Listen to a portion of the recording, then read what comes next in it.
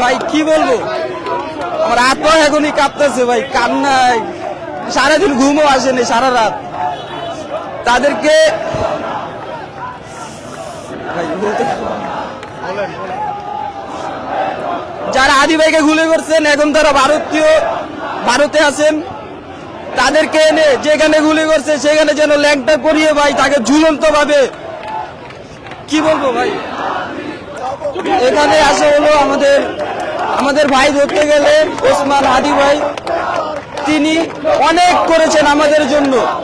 এই আওয়ামী লীগের সরকার কিছু আছে, এই দালাল চক্র, তারা বাংলাদেশে এখনো আছে। এখন তাদেরকে উচ্ছেদ করার জন্য আমরা এখানে নামছি এবং আদি ভাই এখানে আমাদের জন্য স্বাধীন হয়ে গেছে। এখন মুখের বলার কোনো ভাষা নেই, কি বলবো। এখন তার বিচারের জন্য তারা যেন বাংলাদেশে, তাদেরকে বাংলাদেশে এনে তারপরে সঠিক বিচার যেন আমরা পাই, এ কারণে বিক্ষোভ মিছিলটা আমাদের জন্য করা।